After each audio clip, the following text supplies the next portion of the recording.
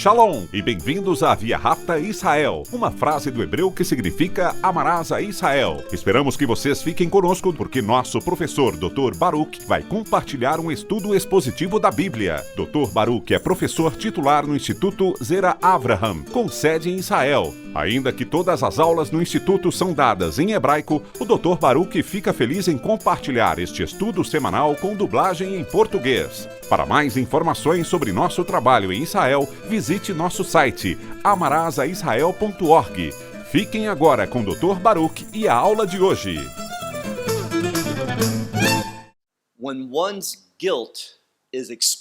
Quando a culpa de alguém é revelada, o julgamento logo se segue. É sábio sermos rápidos em reconhecer nosso pecado, mas não apenas isso. É essencial, necessário sermos rápidos em buscar misericórdia, perdão e a graça de Deus. Todas essas coisas manifestam um verdadeiro arrependimento, que deve ter como base o remorso e o pesar. No entanto, muitas vezes as pessoas fazem algo errado e seu erro, seu pecado, o que fazem é exposto, mas mesmo assim, elas não demonstram nem remorso, nem arrependimento. E mesmo depois de sua culpa ser declarada, muitos ainda não demonstram remorso. Mas quando chega a hora do juízo e a punição lhes é imposta, então, às vezes, sua perspectiva muitas vezes muda ao se depararem com aquele juízo imediato sendo colocado sobre eles. Isso, de várias formas, descreve a condição de Moabe. Na semana passada, começamos no capítulo 15, uma passagem conhecida como o fardo de Moabe.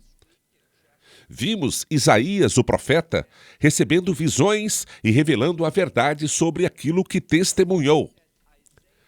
Isaías viu o juízo de Deus que seria imposto sobre Moabe. Agora, neste capítulo 16, que vamos explorar hoje, percebemos algumas coisas interessantes. Em primeiro lugar, o julgamento que Deus trará sobre Moabe será tão severo que até mesmo Isaías, ao receber essa revelação de Deus, ficará profundamente comovido.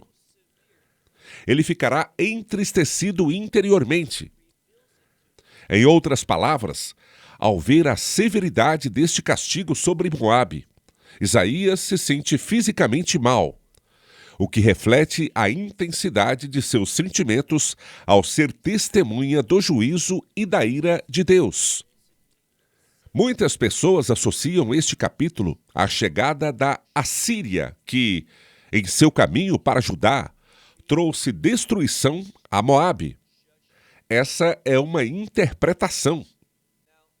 No entanto, ao observarmos alguns indicadores bíblicos no capítulo 6, percebemos que há uma forte conexão com os últimos dias. Quero cada vez mais estabelecer essa base para você, mesmo quando a profecia se refere aos dias atuais. E ao falar em dias atuais, refiro-me àqueles que ouviram essa profecia em seu tempo ou logo depois. Então, de nossa perspectiva, isso aconteceu há mais de 2.500 anos. E embora essa passagem possa se aplicar a este contexto histórico, eu sugeriria, com convicção, que a melhor maneira de interpretá-la está nos últimos dias, quando o julgamento de Deus e até mesmo sua ira será derramado sobre os inimigos de Israel, sobre aqueles que habitam essas regiões geográficas. Lugares como Moabe, a leste de Israel, localizados na atual Jordânia. Bem, dito isso, abra sua Bíblia e acompanhe comigo no livro de Isaías, capítulo 16. Novamente, este fardo, essas palavras duras contra Moabe, continuam. Repetindo, capítulo 16, versículo 1, ele diz: enviem. A palavra aqui é kar, que se refere a ovelhas. Possivelmente uma ovelha engordada ou preparada, que está pronta para o sacrifício. Alguns comentaristas interpretam isso não apenas de uma ovelha isolada, mas sim como um rebanho de ovelhas que é oferecido. O importante aqui é entender como o versículo 1 é empregado neste capítulo. É um chamado. Ao continuar lendo, encontramos a expressão Moshel Eretz. A palavra Moshel, em hebraico moderno, pode significar governante ou governador. No hebraico antigo, também se refere a alguém como José no Egito, que detinha poder e autoridade. Esse termo é também utilizado, por exemplo, em Miqueias capítulo 5, em referência ao governo e à administração do Messias. Aqui, porém, se refere ao governante da terra. Que terra? Especificamente a terra de Moabe. Assim, ele é instruído a liderar sua nação. Por isso, o termo enviem está no plural, embora o foco principal seja o líder singular de Moabe. Portanto, ele está sendo ordenado, por meio do profeta Isaías, a se oferecer, a enviar tributo. E, ao continuarmos lendo todo o versículo, observe o que ele diz. Enviem cordeiros ao governante da terra, desde Selá. Selá era uma localidade em Moabe. E abordaremos várias localizações geográficas diferentes relacionadas a Moabe, incluindo suas cidades principais e os lugares mais famosos.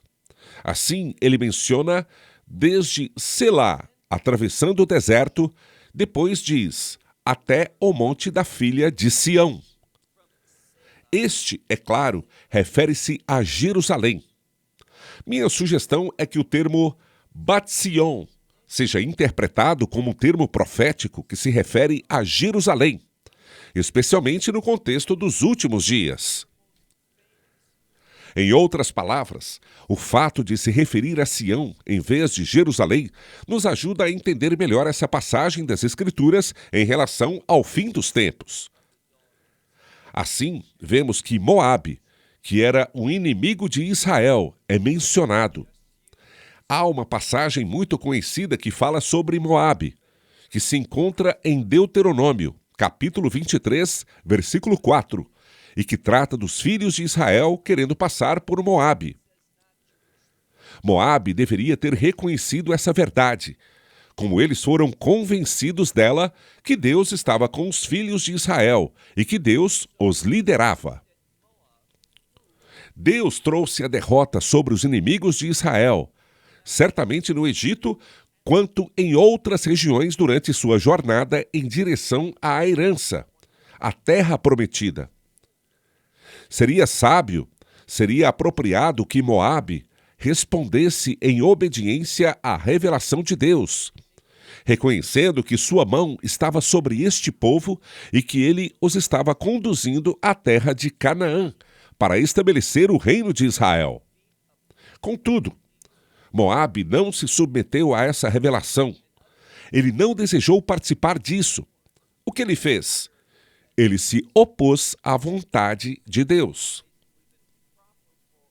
O que vemos aqui nesta passagem das Escrituras é que ele está sendo desafiado pelo povo. E em alguns momentos, irei explicar porque acredito que o contexto se relaciona aos últimos dias. Eles estão tendo a oportunidade de se arrepender, de se voltar e de abraçar o reino de Deus. Não o reino de Israel, que Josué levou o povo a habitar há cerca de 3.500 anos. No entanto, estamos falando não sobre o estabelecimento do antigo reino de Israel, mas sobre o reino de Deus, que será estabelecido na terra de Israel nos últimos dias. Infelizmente, mais uma vez, a maior parte de Moabe rejeitará essa verdade. Eles não se submeterão a essa instrução de adorar o Deus de Israel e de oferecer-lhe um sacrifício escolhido. Vamos agora analisar o versículo 2. A implicação aqui é que, se eles não o fizerem, e sabemos que eles não o farão, quais serão as consequências? Vamos olhar para o versículo 2. Porque será que, como uma ave... Esta é simplesmente a antiga palavra hebraica para of, que significa pássaro. Portanto, usarei a palavra ave. A próxima palavra é noded, que descreve um pássaro que está migrando, se movendo, mas em estado de confusão. Ele está vagando em vez de seguir um caminho seguro. Assim, devido à recusa de Moabe em se submeter à instrução de Deus e em reconhecer o Deus de Israel, eles se tornarão como um pássaro confuso que está tentando chegar a um destino. Porém, ele não tem conhecimento de como fazer isso devido a essa confusão. Temos outro exemplo. Temos a palavra ninho, referindo-se a um pássaro que é lançado para fora do ninho. Isso se assemelha a alguém que é rejeitado. Não estamos falando de um pássaro jovem que os pais deixam para crescer, amadurecer e começar sua própria vida. Não. Estamos tratando aqui de um pássaro que é rejeitado pelos pais e é expulso do ninho. E no que isso implica? Assim serão as filhas de Moabe. Este será seu destino eterno por causa de sua persistente falta de fé. Em seguida, é mencionado que ela fará isso. Onde? Temos a palavra para um cruzamento, uma travessia, referindo-se ao Vals de Arnon. Isso está relacionado à fronteira sul de Moabe e ao rio que ali se encontra, assim como o que chamaríamos de Vals, que estão ao seu redor. Eles estão fugindo, saindo de Moabe por causa desse juízo. Entretanto, a maioria não está indo para o local certo. Eles não estão interessados em encontrar segurança com o Deus de Israel e o povo de Israel. Não, eles estão indo em uma direção diferente. Estão indo para o sul. E a implicação talvez seja para o Egito e não para Israel. Agora, observe o versículo 3. Neste versículo, há um chamado ao povo judeu, especialmente nesses últimos dias, para que sejam diferentes, não retribuindo o mal com o mal, mas acolhendo o peregrino. Na Torá, encontramos essa mensagem repetidamente. Somos instruídos a não sermos arrogantes e orgulhosos, mas em razão da graça que Deus nos concedeu, devemos estender essa graça aos outros. Como fomos generosos, devemos receber e ser gentis com os peregrinos, pois nós também estivemos em exílio e, portanto, devemos demonstrar gentileza aos exilados. Então, no versículo 3, ele fala especificamente ao povo da aliança de Deus, dizendo: dê-nos um conselho. Isso sugere a ideia de refletir sobre a instrução de Deus e, em seguida, demonstrar essa verdade, colocando em prática a sabedoria que Deus concedeu. Trata-se de aplicar o conselho de Deus em uma situação específica. Observe o que diz. Asu klilá. Asu significa fazer. Muitos tradutores, acredito, podem usar o termo executar, mas na verdade é simplesmente a expressão para faça isso. Então, o que fazer? A palavra pilila, que se relaciona ao Código Penal, significa fazer justiça. Então, Israel é convocado, neste contexto, a lembrar o conselho de Deus, refletindo e meditando em suas instruções para que possam executar a justiça. Ele diz: e eu colocarei como noite a sua sombra. Sua sombra, quando?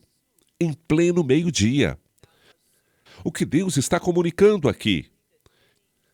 Deixe-me esclarecer que, para compreender corretamente este capítulo, foram necessários muito tempo, muito estudo cuidadoso dos textos, muita oração. O que eu achei o menos útil foi consultar os comentaristas.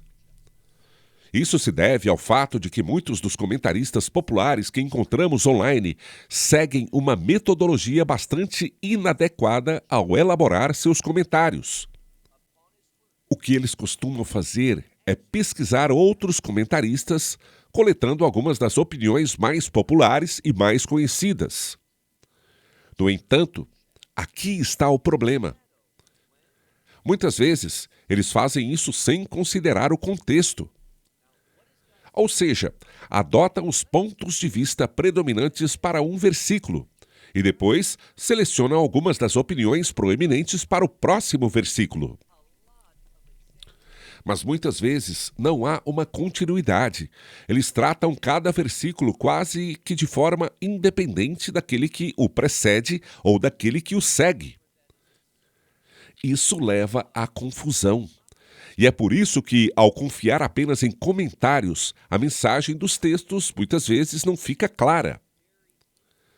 Assim, no versículo 3, vemos que Deus está instruindo o povo judeu a usar o conselho, a sua instrução, para que possam exercer a justiça.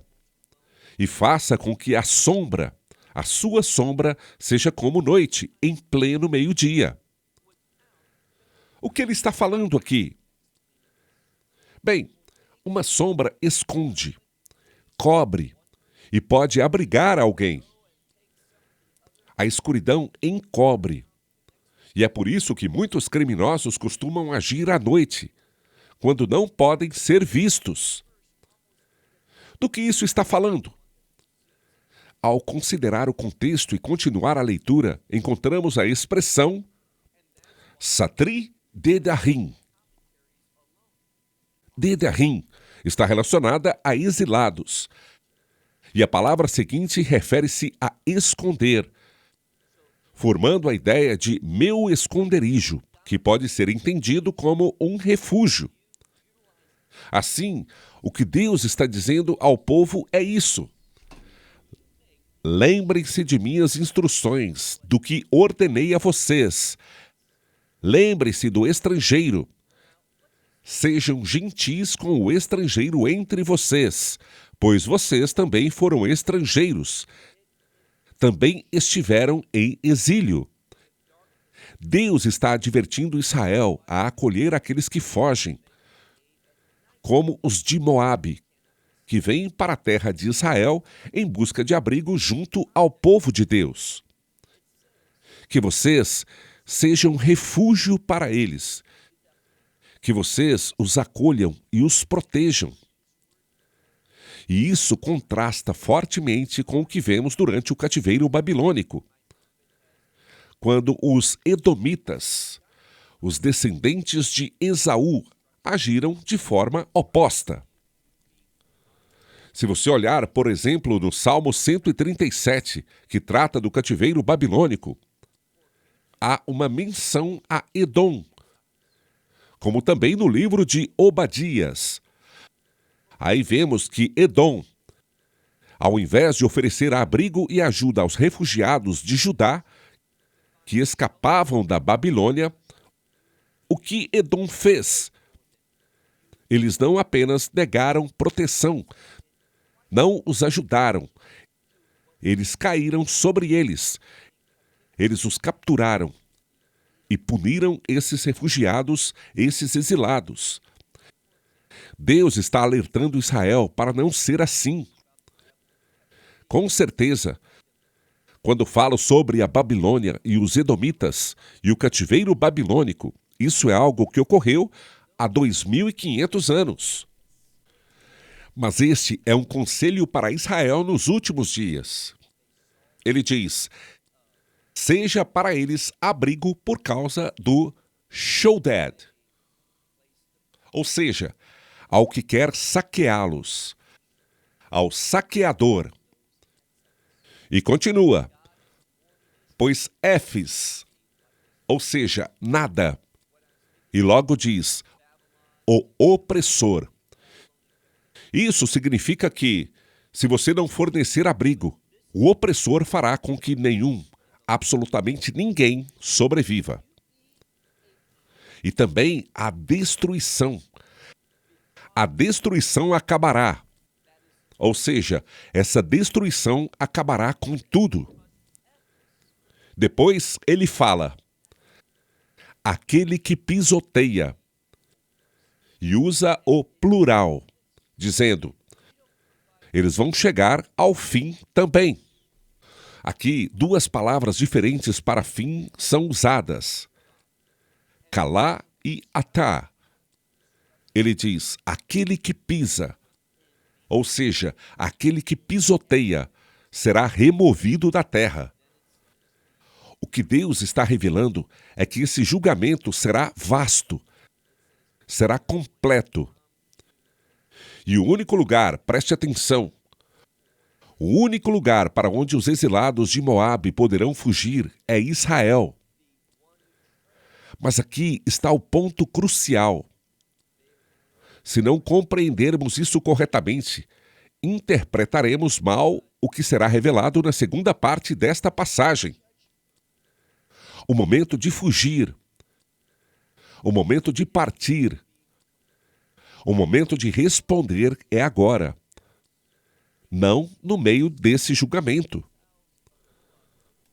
Se você esperar até o fim, não sobreviverá, pois o opressor pressionará a todos. Não restará ninguém, nenhum sobrevivente. Se você aguardar até o fim, aquele que pisoteia trará uma destruição total. Essa é a mensagem das Escrituras para Moabe. A revelação está aqui, transmitida pelo profeta Isaías. Observe agora o versículo 5. Eu destacaria o versículo 5, pois, para mim, ele é o versículo-chave que indica que essa profecia realmente tem implicações significativas para os últimos dias. Ele fala sobre uma transição deste mundo para o reino que o Messias e Yeshua governará durante o reino milenar. A razão pela qual afirmo isso é que, se olharmos para o que diz o versículo 5, fica bastante claro. Veivuha behesed kiseh. Vamos analisar essas palavras com atenção. A palavra vuha significa ser estabelecido. O que será estabelecido? Bem, a terceira palavra que mencionei, kiseh, significa trono. Portanto, o trono será estabelecido, e esse trono será estabelecido ba-hesed, em benignidade. Algumas Bíblias podem traduzir como misericórdia, mas existe uma palavra que expressa melhor a bondade amorosa de Deus, que vem por meio de uma oferta de aliança. É muito importante que reconheçamos isso. A graça é a bondade de Deus. Se o amor inabalável está disponível, mas somente através de uma aliança, por meio de uma aliança. Esta passagem nos diz, Betz. Antes dela vem Vav, que nos diz que estamos falando sobre o futuro. O trono, em benignidade, será estabelecido, e sobre ele se assentará em verdade. Quem vai se sentar nele? Observe o que está escrito. Be-Uhel Davi, na tenda de Davi. É importante notar que, neste momento, Davi já não existe mais. Estamos falando de, no mínimo, 200 anos após a morte de Davi, quando esta profecia foi dada. Portanto, quando se usa o termo Davi, após a morte do rei Davi, Davi, o filho de Iushá, Sabemos que se trata de uma ajuda hermenêutica que nos ajuda a perceber que estamos falando sobre o Messias. E não se trata apenas do Messias, mas da era messiânica, a era do reino. Então, este trono que será estabelecido em benignidade é o trono do Messias, no reino milenar. Está escrito que ele será shofed, ou seja, ele é um juiz que busca a justiça e se apressa em defender o que é justo. O versículo 5 é fundamental para compreendermos o contexto adequado, que é crucial para o entendimento do versículo 16.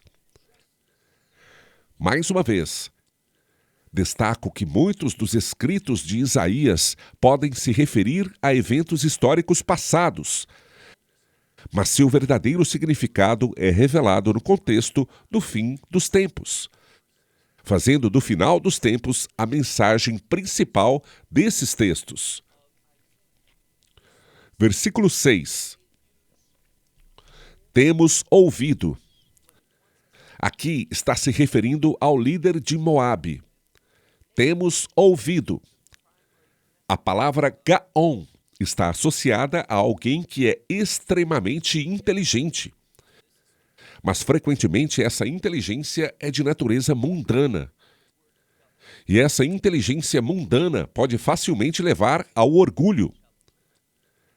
Gramaticalmente, há uma relação estreita entre a palavra para inteligência e a palavra para orgulho. Portanto, ele diz aqui: temos ouvido da soberba de Moabe, como ele é Gen-Aot, ou seja, soberbo em extremo. E não apenas grande orgulho, diz da sua arrogância e a sua soberba. Mas observe o que vem a seguir: e da sua ira. Esta passagem está afirmando que é por causa da sua arrogância e sua soberba que não são utilizadas na verdade de Deus, mas nos caminhos do mundo, que ele se tornará um destinatário da ira de Deus. E encerra o versículo dizendo: de nada valem, ou seja, não serão assim. O que não será assim? Suas mentiras. Então, o rei de Moabe é inteligente. E o que ele faz? Ele usa sua inteligência para um propósito egoísta, orgulhoso. Ele mente e acredita que pode enganar aos outros. E pode até enganar muitos, mas não conseguirá enganar a Deus. Portanto, é por esta razão que o julgamento de Deus realmente virá sobre sua nação. É por isso que a profecia de Isaías diz: saiam, não permaneçam em Moabe, não permaneçam conectados aos cidadãos, ao povo de Moabe. Sejam como Ruth. Ruth, ela diz: seu povo é meu povo. Seu Deus é meu Deus. E Deus honrou esta mulher moabita. Veremos que a intenção de Deus é acolher a todos de Moabe nos últimos dias. Mas agora é a hora. Não espere para estar no meio deste julgamento. Agora é a hora de fugir, de partir e abraçar a Deus de Israel. Versículo 7. Portanto, por causa desse julgamento que está chegando, ele diz: portanto, Moabe uivará. Isso representa uma lamentação, uma profunda expressão de tristeza. Portanto, Moabe uivará para Moabe. Ou seja, quando alguém olha com amor para o próximo e percebe o que está acontecendo em sua nação, não sofre apenas por si mesmo, mas também se entristece e lamenta pelo que aconteceu ao seu povo e ao seu país. Ele afirma: ela toda uivará até os próprios alicerces de Kir-Hareset. Kir-Hareset é considerado por muitos estudiosos como a capital de Moabe. E muitos afirmarão que essa era ou foi uma cidade gloriosa, onde todo o esplendor e a glória de Moabe poderia reunir, foram concentrados. Ao examinar, por exemplo, 2 Reis, capítulo 3, especificamente o versículo 25, podemos ver que um rei de Israel chamado Jeorão julgou Moabe, mas não destruiu as pedras da cidade, nem a fundação desta localidade. Observe o que ele diz aqui. Na época do rei Jehoram, a fundação da cidade não foi arruinada. Suas pedras permaneceram no lugar, mesmo que as pessoas tenham sido derrotadas. No entanto, essa situação não será a mesma no contexto dessa profecia. Nesta profecia, é afirmado que tudo isso se dirige até onde? Até os próprios alicerces de Kir-Hareset. Diferentemente do que ocorreu antes, quando a cidade foi poupada. Desta vez, até os alicerces de Kir-Hareset, eles lamentarão, experimentarão uma grande tristeza. A profecia fala de uma aniquilação total e diz, certamente, referindo-se a este lugar, a capital de Moabe, referindo-se a todos os habitantes, a todos os residentes. Eles certamente serão. A palavra usada aqui é Nekaim, que é um sinônimo para a palavra Heshbon, que significa romper.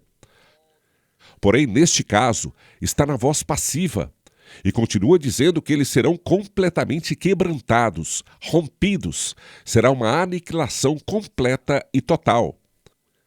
Agora, observe o versículo 8, que fala sobre o julgamento não apenas da capital, Kir-Hareset, que é mencionada e destruída, mas também de outras de suas gloriosas cidades.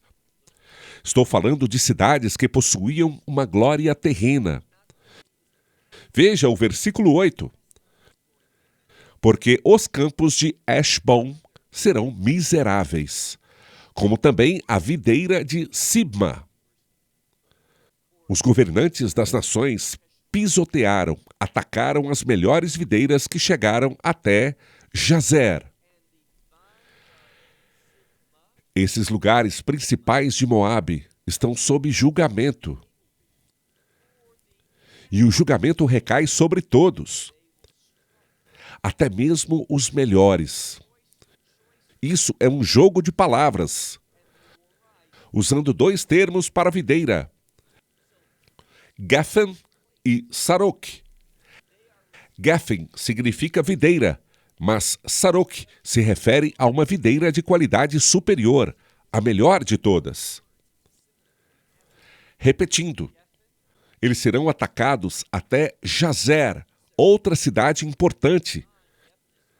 E eles vagarão pelo deserto, e seus brotos, que simbolizam o futuro. Seus outros galhos serão abandonados. Essa palavra itush significa deixado sozinho, esquecido. Esses brotos estarão abandonados, sem que ninguém cuide deles ou preste atenção. Ninguém vê, ninguém se importa, estão totalmente negligenciados.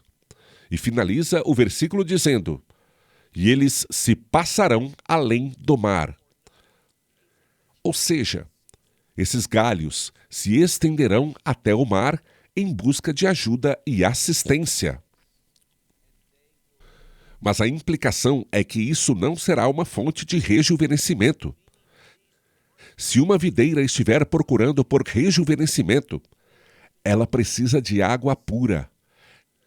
Mesmo que eles continuem procurando e cheguem até o mar, não haverá nenhum resultado positivo. Versículo 9. No versículo 9, o profeta Isaías está recebendo esta visão que ele compartilha conosco. E observe sua resposta. Vejamos. Portanto, chorarei com o choro de Jazer. pela vinha de Sibma, e eu irei te molhar com minhas lágrimas. O Heshbon e Eleale. Todos esses locais, Heshbon, Jazer e também Eleale, são as principais cidades que Isaías vê sendo destruídas pelo juízo de Deus. A destruição é tão forte e completa. A destruição é absoluta. Isaías vê o sofrimento dos indivíduos e sua reação é de profunda tristeza. Ele está chorando amargamente por isso. Observe a próxima palavra, Kayetz, que significa verão. Mas este tem um pronome possessivo na segunda pessoa, seu verão. E não é literalmente seu verão. Aqui o sentido é de frutos de verão. Se você é um bom estudante de profecia, você já encontrou essa referência antes, como por exemplo em Amós. Os frutos de verão simbolizam a colheita. Alguns desses frutos são excelentes e devem ser consumidos imediatamente. Mas algumas frutas não amadurecem. Então você espera. Não as destrói de imediato. Não as ignora. Você tem esperança. Existe uma expectativa esperançosa. Um desejo que, mais tarde, no verão, essas frutas amadureçam e se tornem úteis e colhíveis. Isso é esperança. Mas o que Deus está dizendo aqui é que, embora ele tenha esperado até o final da colheita, sabemos bem o que acontece. Ele diz, embora eu tenha esperado até o final da colheita. Vem a palavra Heidad. Heidad é uma palavra usada no hebraico moderno. Se você me perguntasse como traduzi-la, ela significa viva. Ou você pode dizer bravo. E está associada à alegria da colheita, que se espera e persiste com expectativa. E quando esse fruto amadurece de fato, ao final da colheita que foi abundante, nada se desperdiçará. Você torce, você comemora, mas o que Deus diz aqui para Moabe é que essa exultação, esse viva, vai cair. A esperança será frustrada, evaporará. Não haverá nada de bom vindo desde Belém, desse julgamento. É por isso que, veja o versículo 10. A alegria será removida e a alegria do Carmel. Carmel representa a escolha, o melhor pedaço da terra. E também nas vinhas não haverá gritos, ou seja, gritos de alegria, nem haverá cantos nas adegas. Normalmente, quando as pessoas veem o vinho na adega cheia de vinho, há regozijo. Mas Deus está dizendo que não haverá nada disso, pois aqueles que costumam pisar as uvas no lagar não estarão mais lá. Mais uma vez, ele usa a mesma palavra, Heidad, o grito de alegria. Heidad, ele diz, e observe a palavra Hishbati, que significa fazer cessar. É a mesma palavra para Shabat, que significa cessar, parar. O que ele está dizendo para Moabe é que não haverá mais colheitas. Nenhum bem surgirá disso. Tudo relacionado a Moabe terá um fim eterno pelo julgamento de Deus. Versículo 11. Mais uma vez, vemos o profeta recebendo essa visão e ouvindo essas palavras. Ele está entristecido. Por quê? A resposta é clara. Israel deveria ser uma bênção para as nações. O fato de as nações serem destruídas está ligado à desobediência de Israel. Israel não cumpriu o seu papel de ser uma luz para as nações. Portanto, o profeta está de luto. Ele diz, minhas entranhas. E aqui a palavra se refere aos intestinos e tem a ver com o interior do estômago. A palavra intestinos ou entranhas é usada poeticamente. Tem a ver com esse sentimento na boca do estômago quando você se sente afligido por algo, ou essa misericórdia e compaixão que surgem. Assim, ele tem compaixão por esse povo, mas já é tarde demais. Ele diz, por essa razão, minhas entranhas são para Moabe como vibra um violino. Ele está falando aqui de um canto triste sendo tocado. E finaliza o versículo dizendo, e o meu interior por Kir Hareset. Então ele está dizendo, que tristeza. Ele está profundamente triste. No entanto, ele não discorda de Deus. Ele reconhece a justiça divina. E vimos isso. Deus exige justiça e retidão, e isso conduz à sua ira consumidora. Mas, mesmo assim, a destruição e a perda de uma alma são profundamente tristes. É isso que Isaías está manifestando.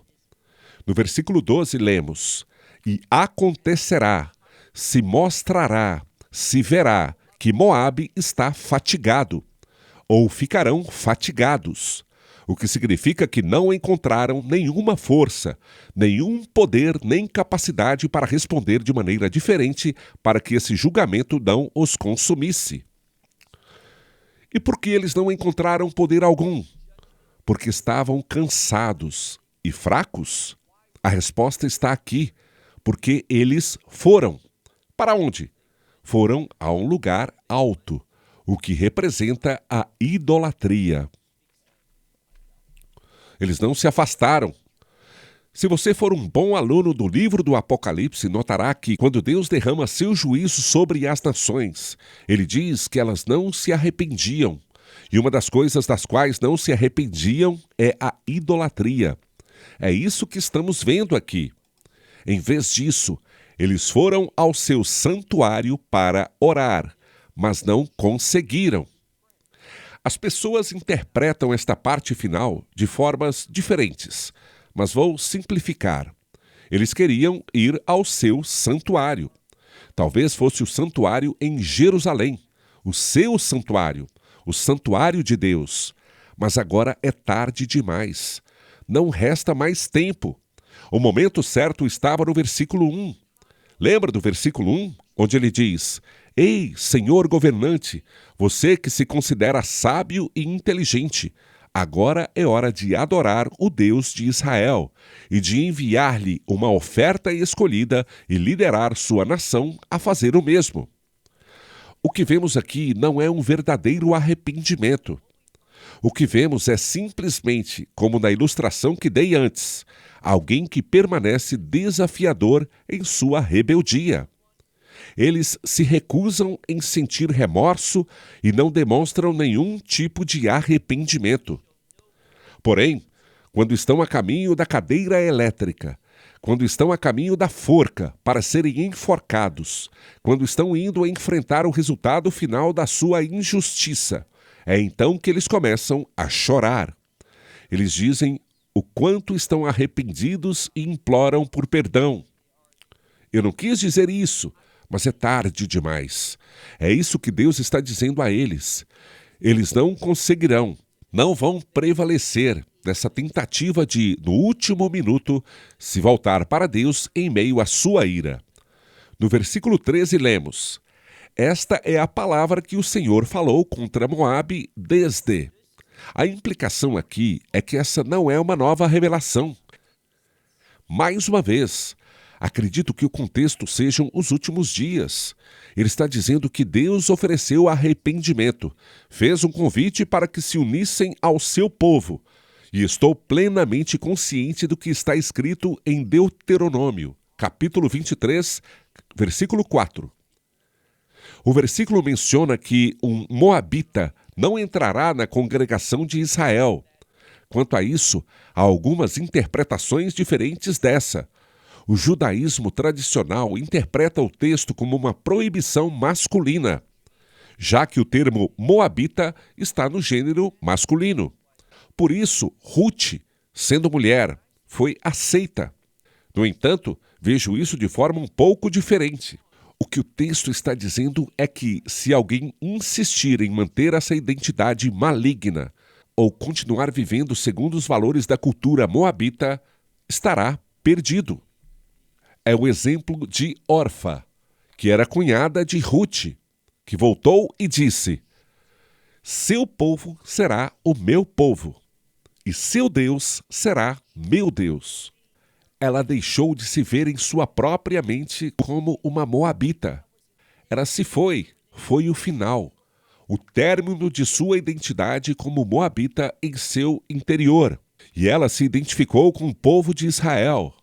E a razão pela qual ela é constantemente chamada de moabita no livro de Ruth é para nos dar um estímulo, porque Ruth, a moabita, se uniu e ela foi acolhida.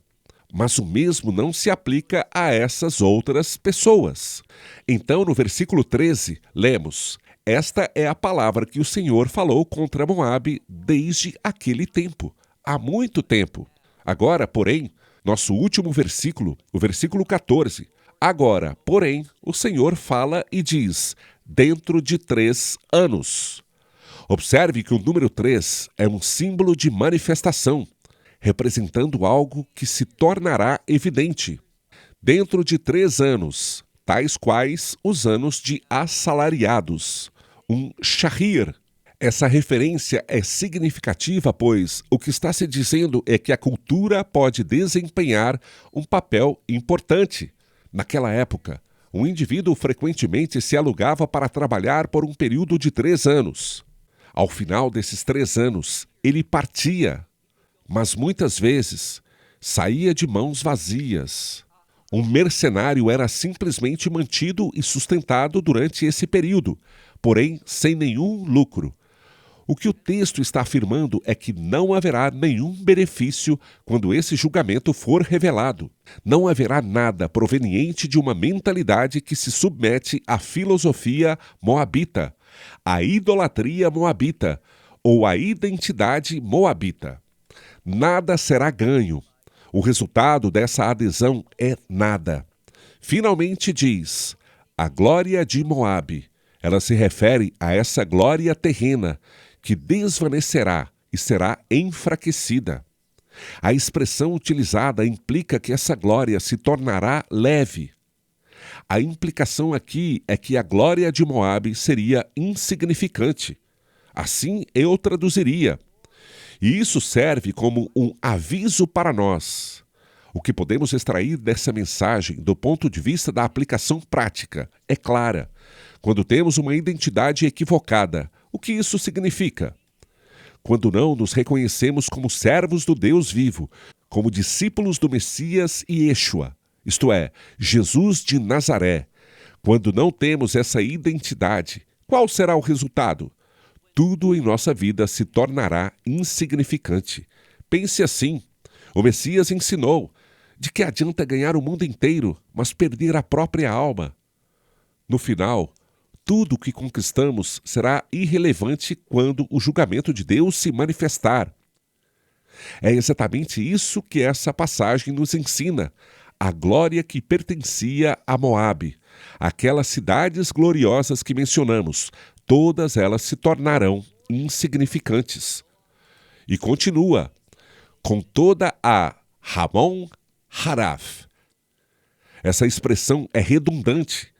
A palavra Hamon significa muitos ou grandes em abundância, enquanto Hav significa a mesma coisa. Portanto, quando se refere a Rei Hamon Harav, estamos falando sobre sua grande abundância e a riqueza que ela multiplicou e alcançou. Tudo isso se tornará nada, insignificante. E o seu remanescente, louvado seja Deus por isso. Mas o remanescente descrito como Me'at Mis'ar ou Me'at, onde me'ad significa pouco e mis'ar significa pequeno. Assim, da mesma forma que temos Rei Hamon Harav, que significa muitos, grandes, abundantes, temos exatamente o oposto. Será pouco, pequeno e impotente. Em algumas traduções, essa ideia se expressa como fraco. Não é essa a palavra, mas a palavra original é poderosa, precedida por uma negação. Então, isso indica que ela não será poderosa, ou seja, ela não terá força. A implicação aqui é de fraqueza. Dá uma ideia de que não há nenhuma estabilidade. Não há nada que perdure, não há nada que persevere. Moabe será totalmente destruída. A mensagem que devemos absorver é que não queremos ter a identidade errada, nem estar entre as pessoas erradas. Precisamos nos afastar daquelas coisas que estão em conflito e contraste com os valores deste mundo. E, em vez disso, abraçar as instruções de Deus. É fundamental nos unirmos ao povo de Deus na terra de Deus, realizando a vontade divina. Essa escolha não resulta em um julgamento punitivo, mas sim nas bênçãos eternas de Deus. Bem, vou encerrar por aqui. Até a próxima semana. Shalom, desde Israel. Esperamos que você tenha desfrutado da aula de hoje e que possa compartilhá-la com outros. Te convidamos a participar e nos acompanhar a cada semana, a esta hora e por este canal, em mais um episódio de Amarás a Israel. Para mais informações em português, visite amarasaisrael.org, onde encontrará muitos outros estudos realizados pelo Dr. Baruch. Até a próxima semana. Que Deus, nosso Messias e Yeshua, nosso Senhor Jesus Cristo, te abençoe durante a sua caminhada com Ele. Shalom, desde Israel.